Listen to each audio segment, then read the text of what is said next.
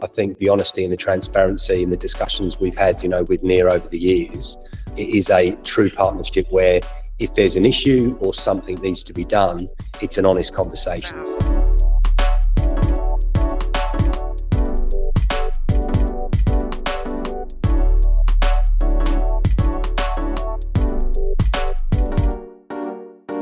So my name's Colin. We've got 3-4 people in the business now. The main company head is a guy called Gareth, a really good mate of mine. I've known him for about 25 years. Love Luggage brand has changed over the years. We used to just be have a couple of shops in Sydney and distribute Australia-wide.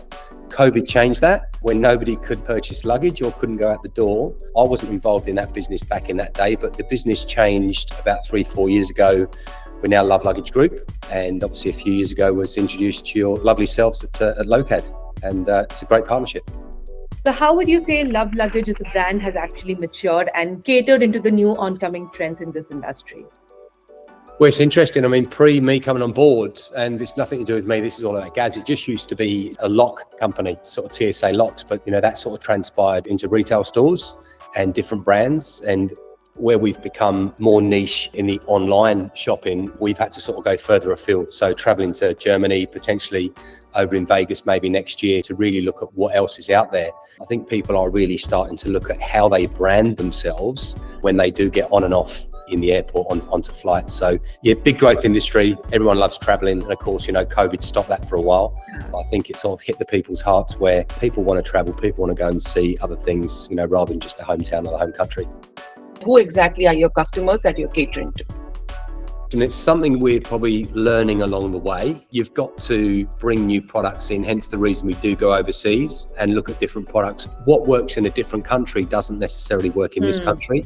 True. So yeah, we've definitely brought in products that maybe have been, slower movers. Of course, what works for some individuals doesn't work for another. Colours is a big thing. And I think, as you start to look at the different ranges and the different sizes, and one of the other things I think we've noticed a bit more of a trend on, it's got to be how cool it looks sometimes. Obviously, colours match different people, they're what they want. But one of the other, I think, big things is the different accessories that people buy. And the other one is regards the size and also the weight. Now, if you think about if you're taking a carry-on and you can only take on 7 kilos and the bag weighs a kilo or 2, all of a sudden you've eaten into the size of what you can take onto the plane. So we've got a large range across the board, whether it's soft or hard cases. People are really starting to look at the actual weight of the product because that differentiate.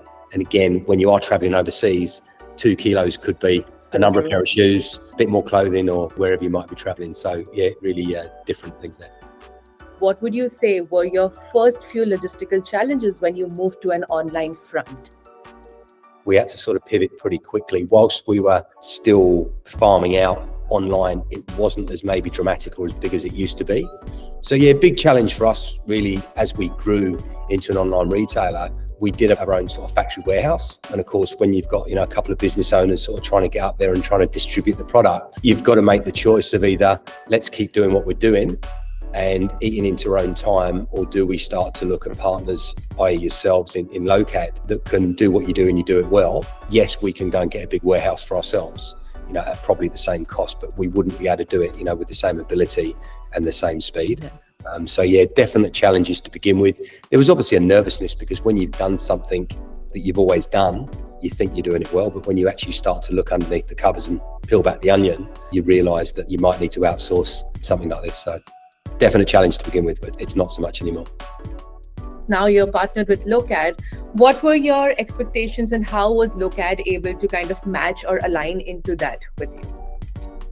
I think, early in the piece with regards to choosing suppliers, I've never seen a relationship that you have with a supplier's partnership. To me, it should never be one way. I think the honesty and the transparency and the discussions we've had, with Near over the years, it is a true partnership where if there's an issue or something needs to be done, it's an honest conversation. So again, it's nice to have it online and in person. I feel it's a sort of true partnership we're a customer of yours. I think we work sort of really well together like that. And I think, setting the expectation for us up front about having those honest, true partnership conversations, it's just made it so much easier rather than have that sort of battle that you can sometimes get with suppliers or partners. And how has your onboarding experience been with us? Did you have to make any changes to your preset processes of supply chain, or were we able to integrate well into whatever there was? I can't think of anything big, but if there were, again, coming back to that sort of partnership and the transparency and honesty, it's a two-way street. And as far as I'm aware, I don't think there were many hiccups. It's been fairly smooth. And if there have been sort of little mistakes along the way, it's been solved, it's been recognised, and we've just walked through it. Hence we've been a sort of long-term partnership and see that sort of growing as we get bigger as a company. We recognise that you're fairly new within, this space in Australia, and that's probably the transparency that we liked in the first place. It's not all bells and whistles to begin with. It was more about, this is what we can do and this is how we do it, but we're happy to grow with you. So, the relationship that obviously we've built up with Nia over a period of time, when we've got maybe an issue internally within our business, or there's a little hurdle, we've shared it.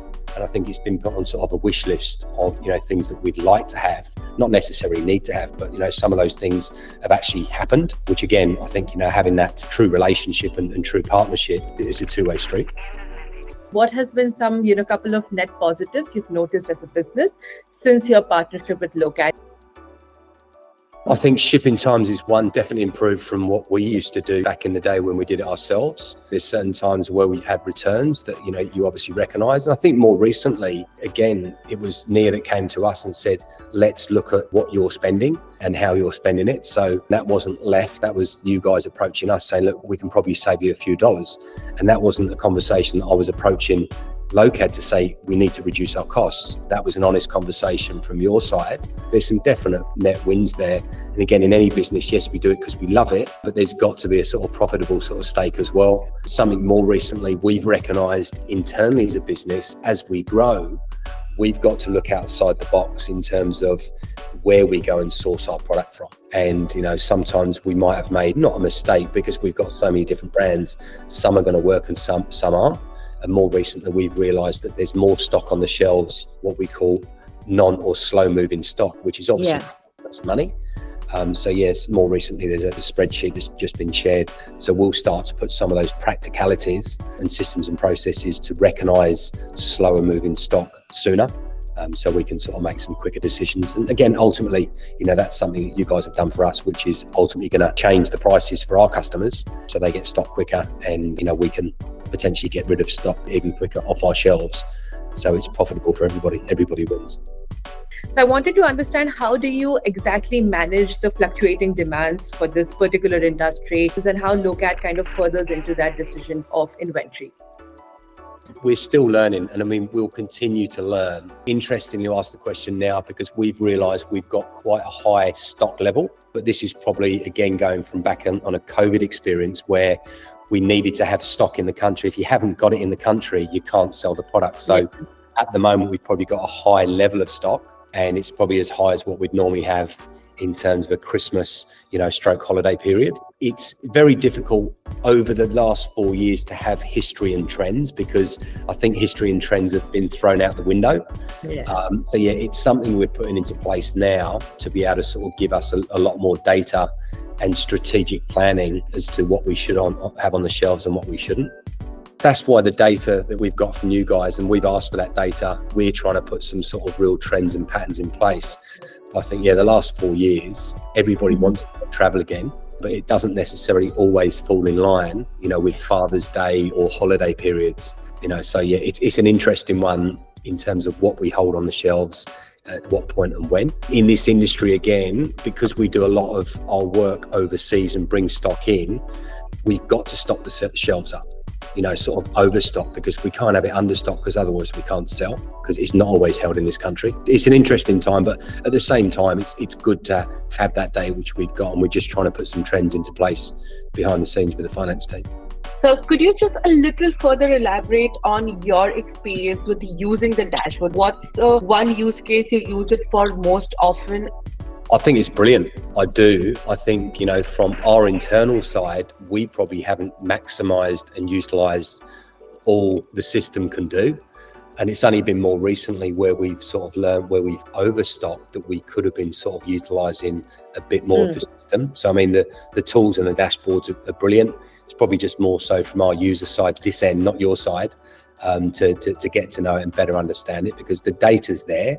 We just don't necessarily use it as well as we should have done. But yeah, at this stage, I don't think, in terms of any feedback, keep doing what you're doing. It's more about maybe we need a bit more training on it, but that's something that we probably need to ask as opposed to you come to us. Let me know how has been your experience end-to-end with our customer success and the customer support overall. Has the team been proactive? Is there any feedback you'd have for us? Probably nothing I've said. It's just more to reiterate, yes, it's a service you provide and it's online, but I think what we like about it, and the same with all of our suppliers, we like to have a personal relationship. And, having that sort of transparency, whether it's through WhatsApp, whether it's a face-to-face meeting or lunch or on the phone or on Zoom, that is the overarching thing for us as a business. Because to me, whilst you've got a great system, which is brilliant, I think, people can have great systems, but unless you've got the great people to back it up, to me, it doesn't make much sense. And I think having that relationship, as a rapport, knowing that if there's an issue with a customer or if there's an issue with a product, we can pick up the phone or you pick up the phone to us and it's quickly resolved. So it's not just we're phone-faced and that's it. To me, it's that full relationship and that transparency both sides. So I can't sort of say or speak it high enough of the people you've got and the service you provide.